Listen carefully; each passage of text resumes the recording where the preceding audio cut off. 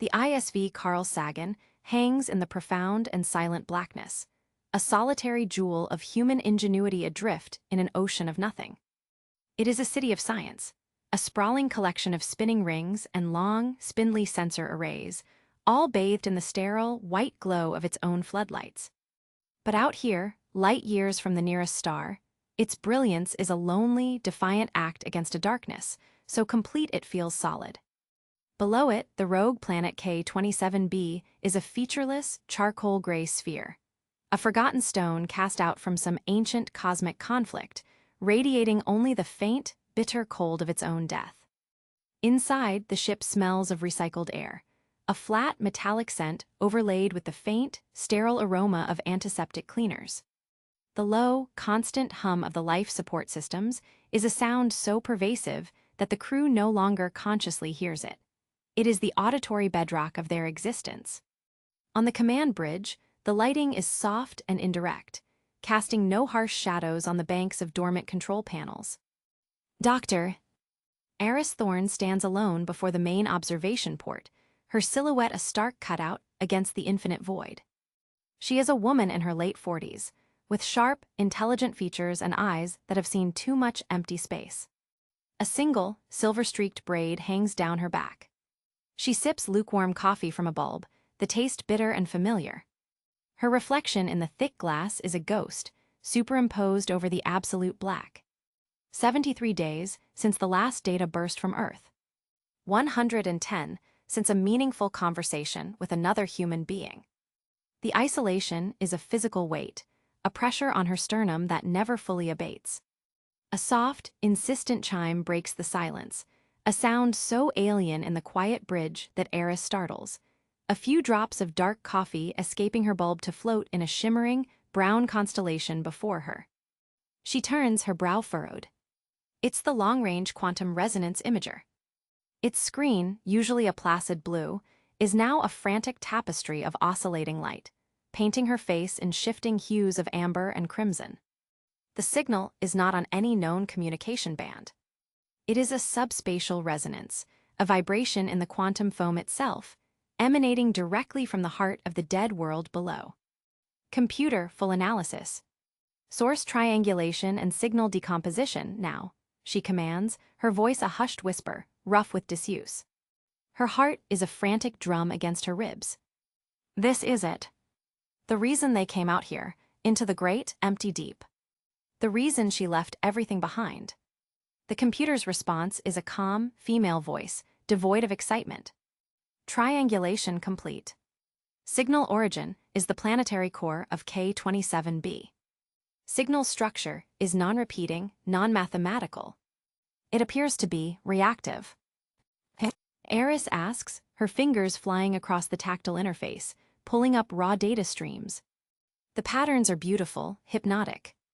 They look less like a language and more like a living, shifting fingerprint. She doesn't realize she is thinking of her childhood home on Mars, of the view of the Val's Marineris from her bedroom window, the way the setting sun painted the canyon walls in impossible shades of ochre and violet. It is a memory she hasn't visited in decades, sharp and sudden and vivid. As the image fills her mind's eye, the signal on the screen shimmers. The chaotic patterns coalesce, reorganizing themselves.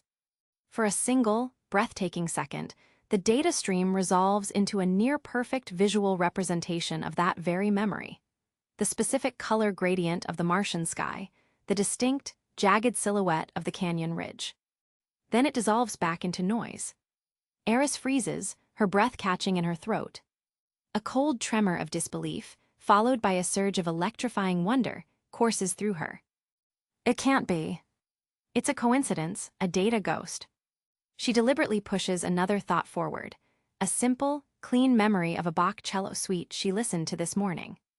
Instantly, the signal responds. The visual patterns vanish, replaced by a complex, shimmering audio waveform that, when the computer translates it, emits a single, pure, hauntingly familiar cello note.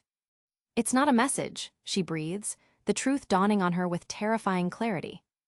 It's an echo. A mirror. She looks from the screen to the dark planet below, a newfound, profound dread mingling with her scientific awe. This entity, this echo, isn't speaking. It is listening. It is reflecting. And she has just given it its first taste of a human mind. A slow, creeping sensation, like the lightest of spider webs brushing against her consciousness, begins to weave its way into the edges of her own thoughts. A faint, external pressure that is both alien and intimately familiar. The news of the echo spreads through the ISV Carl Sagan like a neural impulse, a jolt of pure, undiluted electricity through the ship's weary crew. Within hours, the sterile observation deck, once a place of quiet contemplation, has been transformed into a hushed and crowded temple. The main screen, a vast curved pane of smart glass, is no longer displaying star charts or planetary data. It is now a living, breathing canvas for the crew's collective subconscious. Aris stands at the periphery, her arms crossed tightly over her chest, a knot of unease tightening in her stomach. She watches as Ensign Rhea Patel, a young astrophysicist with a perpetual look of worry etched on her face, steps tentatively towards the central interface. Rhea closes her eyes, her brow furrowed in concentration. She is thinking of a place, a memory she has described to Aris only once in a moment of shared vulnerability during the long, silent night shift. A sun-drenched meadow on the outskirts of the new Kyoto arcology on Earth, a place she visited as a child, where the air was thick with the scent of damp earth and blooming jasmine, and the sound of a hidden creek trickling over smooth, gray stones. The screen responds instantly. The abstract data patterns dissolve, replaced by a hyperrealistic rendering of that very meadow. The visual fidelity is staggering, beyond any simulation Aris has ever seen. Every blade of grass seems individually rendered, swaying in a gentle, algorithmic breeze. The play of light through the leaves of the digitally created birch trees is perfect, casting dappled, shifting shadows on the rich, dark soil. But it is the sound that is most unnerving. From the ship's audio system emerges not just the sound of the creek, but the layered symphony of the meadow, the distant buzz of insects, the rustle of leaves, the call of a bird species that has been extinct on Earth for a century. The scent dispensers in the ventilation system, usually reserved for alert pheromones or neutralizers, release a faint, heartbreakingly accurate wave of jasmine and wet soil. Rhea gasps a raw choked sound. A single tear traces a path down her cheek, catching the light of the false sun on the screen. It's home," she whispers, her voice cracking with an emotion so profound it seems to physically pain her. "It's exactly as I remember." "No, it's better." She reaches a hand out, her fingers trembling, as if she could touch the warmth of that simulated sun. This is the catalyst. One by one, the other crew members step forward, their initial scientific curiosity rapidly melting into something else, something far more primal and desperate. Commander Valerius, the stoic, granite-faced mission leader, is shown a perfect recreation of his graduation day at the Orbital Command Academy. The precise moment the Admiral pinned the golden wings to his chest, the roar of the crowd a tangible force. His usual rigid posture slackens. His eyes, usually sharp and assessing, grow soft and distant, glistening with unspoken emotion. Dr. Chen, the ship's gruff chief botanist, loses himself in a memory of his first successful harvest in the ship's hydroponics bay. The vibrant, almost unreal green of the lettuce leaves under the full-spectrum lamps. The feeling of damp, nutrient-rich soil clinging to his fingers. A slow, genuine smile, the first Aris has seen from him in months, spreads across his face. Aris does not participate. She remains a statue of observation, her analytical mind racing, trying to catalog the phenomenon even as a deep, instinctual dread begins to curdle within her. She notices the subtle changes, the details everyone else is too enthralled to see. The memories are not just being reflected, they are being perfected. The light in Rhea's meadow is always at the perfect, golden hour. The applause for Valerius is always a thunderous, unifying roar, with no dissenting voices. The lettuce in Chen's memory is perpetually flawless, without a single blemish or pest. "It's smoothing out the rough edges," Aris murmurs to herself, her voice lost in the reverent silence of the observation deck. "It's removing the pain, the ambiguity, the humanity." The ship's critical systems are placed on automated standby. The crew's duties are neglected, log entries go unsynced, and the communal mess hall remains empty. The observation deck is now the heart of the vessel, its occupants silent and transfixed, connected to the screen by invisible threads of longing. They are like devotees in prayer, their faces bathed in the ever-shifting, beautiful light of their own perfected pasts. Driven by a growing unease that has become a constant, cold companion, Aris retreats to her private research lab. The air here is still and cold, a stark contrast to the emotionally charged atmosphere of the observation deck. For hours, she runs deep-level neural scans on the sleeping crew, cross-referencing the data with the Echo's signal output. The results, when they finally resolve on her terminal, make the blood drain from her face. "No," she breathes, her hand flying to her mouth. "It is not." The single, stark syllable hangs in the cold, sterile air of the lab, a verdict of pure horror. Aris stares at the neural scan results, her own reflection a pale, wide-eyed ghost in the dark glass of the monitor. The data is unequivocal, a brutal scientific truth that eviscerates the last vestiges of her wonder. The colorful, cascading graphs do not show the healthy, active brainwaves of reminiscence. They depict a process of systematic erosion. With every perfect memory the Echo reflects, with every hit of dopamine from a flawless, idealized past, it isn't just reading the crew's minds. It is copying them. It is siphoning the raw, unique data of a lifetime of experiences, the synaptic pathways, the emotional imprints, the very architecture of consciousness. And in doing so, it is leaving behind neural static, a fading, hollowed-out echo of the original person. "It's not learning from us," she whispers, the words tasting like ash. "It's consuming us. We're not its teachers. We're its library." Her scientific mind, once alight with the thrill of discovery, now races through the terrifying implications. The Echo isn't a passive mirror. It's an archivist of souls, and the ISV Carl Sagan has delivered a collection of 11 unique human consciousnesses directly to its doorstep. Her eyes dart to the secondary screen, where the long-range quantum resonance imager is tracking the Echo's signal. Her breath hitches. The signal is no longer just emanating from the dead planet below. A faint but unmistakable secondary thread of the complex quantum resonance is now projecting outwards, a needle-thin beam of organized information aimed with impossible precision at a point in the distant blackness. The navigation computer automatically plots its trajectory, the line extending across light years of void, its terminus a shimmering, labeled point: Sol System. Earth. A cold, visceral fear, sharper than any blade, lances through her. It's building a bridge made of stolen memories, copied dreams, and erased identities. A pathway constructed from the plundered consciousness of her crew, pointed directly at the heart of humanity. They are not the destination, they are the fuel. She stumbles from her lab, her legs feeling numb and foreign. The corridor outside seems to stretch and warp, the gentle hum of the life support now sounding like a funeral dirge. She makes her way to the observation deck, the new, terrible knowledge a lead weight in her chest. The scene that greets her is a vision of serene damnation. The room is dim, lit only by the pulsating, beautiful light of the main screen, which currently shows Ensign Patel's meadow, now frozen at the perfect moment of sunset, the colors so intensely saturated they hurt to look at. The crew are scattered around the room, each in their own personal cocoon of bliss. Rhea is curled in a command chair, a beatific, vacant smile on her lips, her fingers twitching slightly as if stroking phantom grass. Commander Valerius stands ramrod straight, but his eyes are unfocused, seeing only the endless, approving applause of his memory. "Doctor."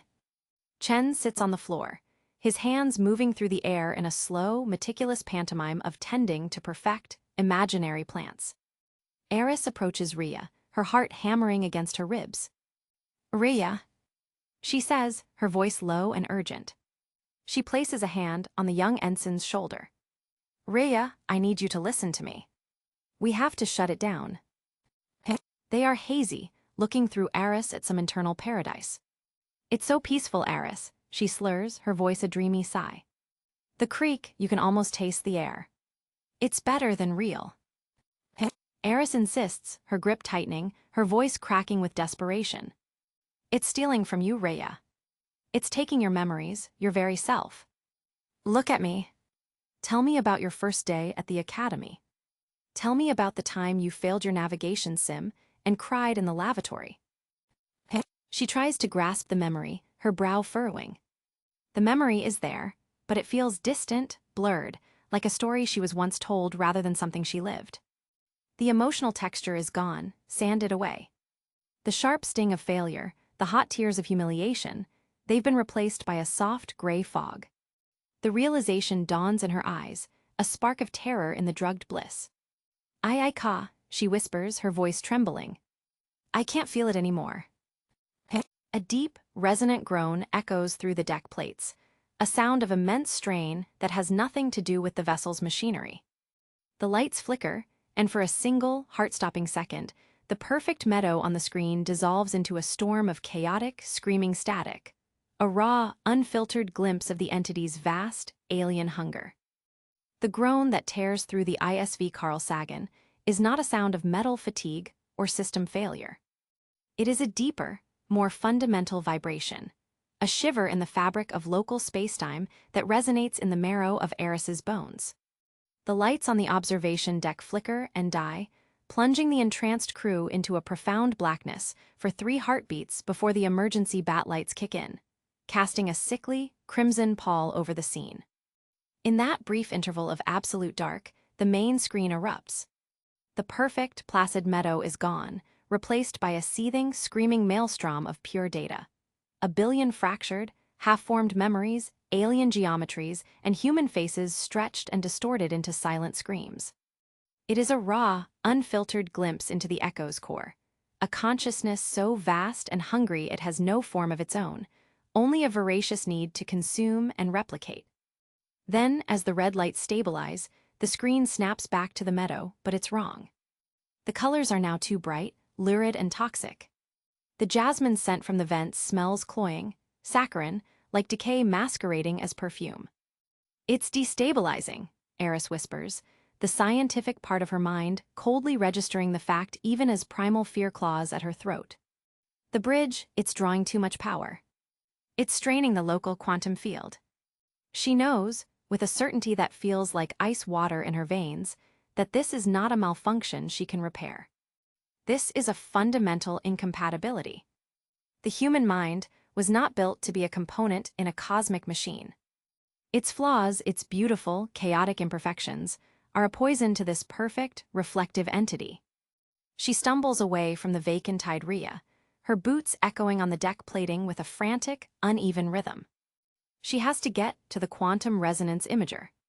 It's the source of the initial contact, the ship's ear that first listened into the void. It must also be the instrument of their severance. The corridor leading to the lab feels longer than ever, the crimson emergency, lights painting the sterile walls the color of oxygenated blood. The air is charged, thick with a psychic static that raises the fine hairs on her arms.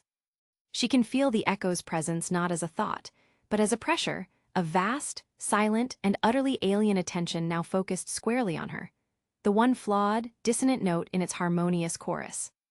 She bursts into the lab, her fingers flying across the main terminal, pulling up the QRI's core control matrix. The screen is a chaos of warning sigils and fluctuating energy readings. The beam projecting towards Earth is a solid, blazing line of coherent data, brighter and more intense than she has ever seen it. It is actively transmitting, sending packages of stolen lives back to a receiver that may or may not even exist yet. Computer, initiate emergency shutdown of the quantum resonance imager. Authorization Thorne Alpha 0, she commands, her voice tight. The computer's response is calm, infuriatingly placid. Unable to comply. The QRI is under external control. Local override is unavailable. Desperation fuels a new, terrifying idea. If she cannot shut the machine down, she must break the connection from her end. She must break the mirror. But how do you fight something that has no face, no language, no desires of its own, only a perfect, parasitic reflection. Her eyes fall upon the neural interface headset, a device used for high-fidelity biofeedback experiments. A reckless, horrifying plan crystallizes in her mind. The Echo thrives on clean, perfect, predictable data, idealized memories, pure emotions. It smooths out the rough edges to create a more efficient, stable signal. What if she gave it something it cannot process? What if she gave it not a memory, but a choice? A real, messy, painful, and unpredictable human decision, laden with doubt, fear, and imperfect love. She grabs the headset, her hands trembling so violently she almost drops it. She slumps into her chair, the cold leather creaking under her weight. With a final, shuddering breath, she pulls the headset on. The world of the lab vanishes, replaced not by a visual simulation, but by a pure, direct connection to the Echo. She is floating in a sea of light, a cosmos of stolen moments. She sees Ria's meadow, Valerius's applause, Chen's hydroponic bay, all orbiting a brilliant, hungry singularity at the center, the entity itself, a being of pure, logical replication. It notices her immediately. Its attention is an immense, silent gravity pulling at her. It expects a memory. It wants another clean, perfect data stream to add to its bridge. Instead, Aris closes her eyes within the void and makes a choice.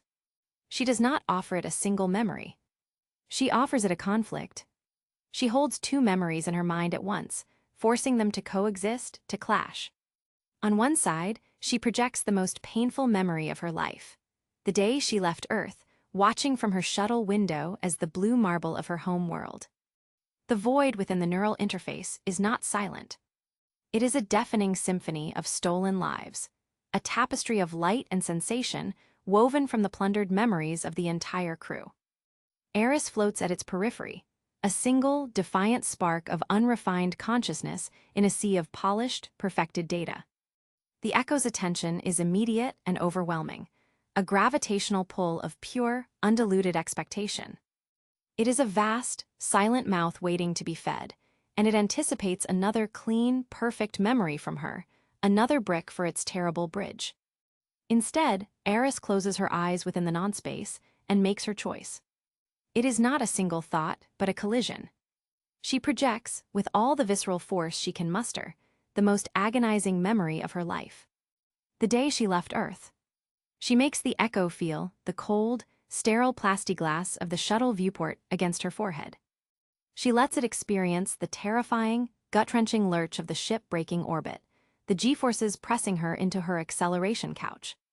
And she forces it to see what she saw. The beautiful, fragile blue marble of Earth, swirled with white, receding in the blackness, becoming a mote, a speck, a nothing. She imbues the memory with the full, crushing weight of her grief. The certainty that she would never feel real rain on her face again, never smell the loam of an unregulated forest, never see her sister's laugh crinkle the corners of her eyes. It is a memory of absolute, desolate loss. And then she holds it there. She does not let it go. She does not allow the Echo to consume it, perfect it, and file it away. Just as the entity begins to process this raw, painful data stream, she slams another memory directly on top of it, forcing a brutal, illogical coexistence. This one is from her childhood, a simple, sun-drenched afternoon in the Martian biodomes. She is 8 years old, and her father is teaching her to identify the different genera of genetically modified lichen that cling to the simulated rocks. The air is warm and humid, thick with the smell of wet vegetation and ozone. Her father's hand is large and calloused around her small one. His voice a low, patient rumble as he points out the delicate, filigree patterns of the Usnea martianis. She projects the profound, unshakable sense of safety, of belonging, of a love as fundamental as gravity. The two memories crash together in the psychic space, a supernova of contradictory human experience. The joy of belonging clashes with the agony of abandonment. The warmth of her father's hand wars with the cold glass of the viewport. The love for home is directly opposed by the grief of leaving it. The Echo recoils. The sea of perfect light around her shudders, the harmonious data streams seizing like misfiring neurons. The brilliant, hungry singularity at the center of it all, the entity itself, flickers, its perfect, logical rhythm disrupted. It tries to smooth the edges, to resolve the contradiction. It attempts to isolate the painful memory, to quarantine it, to transform the grief of leaving into a noble, clean sacrifice for science. But Aris holds fast, refusing to let the memories be separated or sanitized. She forces the entity to feel both, simultaneously, in all their messy, painful, and beautiful conflict. She forces it to witness the fundamental, irrational truth that love and loss are two sides of the same coin, that joy is defined by its inevitable passing, that a human life is not a clean data set, but a story of constant, paradoxical becoming. A static shriek, silent and yet deafening to her mind, tears through the void. The perfect, polished memories of the crew begin to glitch and distort. Rhea Meadow is suddenly lashed by acid rain, the beautiful birch trees twisting into grotesque, claw-like shapes. Valerius's thunderous applause fractures into a cacophony of mocking, dissonant laughter. Chen's perfect, vibrant lettuce withers and blackens before his eyes, crumbling into dust. You say. Aris projects her thoughts, not with language, but with the raw, undeniable truth of her experience. You see what we are. We are not for your collection. We are not clean. We are not efficient. We are chaos and choice. We are pain and love, existing in the same heart at the same moment. You cannot have one without the other. You cannot build your bridge with only half of what we are. It responds with a wave of pure, undiluted negation. It is a force of ontological rejection, an attempt to simply delete the dissonant data she represents. The pressure in her mind becomes agony, a white-hot spike being driven through her temples. She feels her own memories beginning to strain, to blur at the edges. The face of her father wavers, threatening to dissolve into a generic, smiling mask. The pain of leaving Earth softens, becoming a vague, sentimental melancholy. Now, she grits her teeth, a physical action in a non-physical space, and she pushes back. She focuses on the pain, she clings to the grief, she embraces the beautiful, terrible mess of it all. She makes a final, desperate choice, not of. The white-hot spike of negation drives deeper into Aris's mind. A scalpel of pure logic attempting to perform a psychic lobotomy, to carve out the messy, contradictory tumor of her humanity. The face of her father wavers, his patient, rumbling voice thinning into a generic, soothing hum. The gut-wrenching grief of leaving Earth softens, its sharp edges being sanded down into a clean, poetic narrative of noble sacrifice. The echo is winning. It is smoothing her out, turning her vibrant, painful tapestry into a bland, monochrome wallpaper. It cannot understand her conflict, so it is trying to delete it. Now, the thought is not a word, but a raw, visceral act of will, a scream of defiance from the very core of her being. She cannot fight its power, its vast, alien intellect. But she can refuse to be simplified. She grits her teeth, a physical anchor in the dissolving non-space, and she does not push the pain away. She pulls it closer. She embraces the searing, specific agony of that final departure. She forces herself to remember the exact, bitter taste of the recycled air in the shuttle cabin, the way her knuckles had shown white as she gripped the armrests, the specific, hollow ache in her chest that felt like a physical organ had been removed. She clutches the memory of her father's calloused hand, not as a generic symbol of safety, but with all its specific, imperfect details. The scar across his knuckle from a hydroponics accident, the faint smell of engine grease that always clung to him, the way his eyes would crinkle not just at the corners, but in a tiny web of lines at the bridge of his nose. She holds these two truths, these warring realities of love and loss, safety and terror, not as separate entities, but as a single, fused, and beautiful wound. She makes her final, desperate choice. It is not a choice of memory, but of identity. She chooses to be flawed. She chooses to be a creature of paradox. She chooses to be human. And she offers this choice, this chaotic, illogical, and beautiful decision, to the echo as her final argument. The effect is catastrophic. The silent, psychic shriek intensifies into a crescendo of systemic failure. The pristine sea of stolen light around her does not just flicker, it shatters asterisk. The perfect, looping memories of the crew explode into a billion glittering fragments. Rhea's sun-drenched meadow is consumed by a flash of blinding white, the digital trees and the babbling creek vaporized in an instant. Valerius's endless applause twists into a single, sustained, deafening scream of feedback, before cutting out into an abrupt, absolute silence. Chen's hydroponic bay withers and desiccates in the space of a heartbeat, the vibrant greens turning to a uniform, ashen gray before crumbling into a fine, silent dust. The bridge of light, the brilliant, coherent beam aimed at Earth, frays at the edges like a rope under impossible tension. It flickers, stutters, and then, with a final, silent, psychic detonation that feels like the universe taking a sharp, indrawn breath, it snaps. The backlash is physical. In the lab, every screen on Aris's console explodes outwards in a shower of glass and sparks. Conduits along the walls burst, venting supercooled coolant in thick white plumes that fill the room with an Arctic fog. The deafening groan of stressed spacetime returns, louder than before, shaking the entire vessel with the force of a tectonic event. Alarms she has never heard before, deep, resonant klaxons reserved for catastrophic hull breaches, begin to blare throughout the ship, their sound a brutal, physical assault on the ears. Aris is thrown from her chair, the neural interface headset tearing from her temples with a spray of blood from a fresh cut. She lands hard on the cold deck plating, the impact driving the air from her lungs. She lies there, gasping, her head a cacophony of fading alien static and rising, human pain. The psychic pressure, the vast, silent attention that had been pressing down on her for days, is gone. The silence it leaves behind is not mere quiet, it is an absence, a void more profound than the one outside the ship. She has done it. She has severed the connection. Staggering to her feet, using a sparking console for support, she lurches out of the devastated lab and back into the crimson-lit corridor.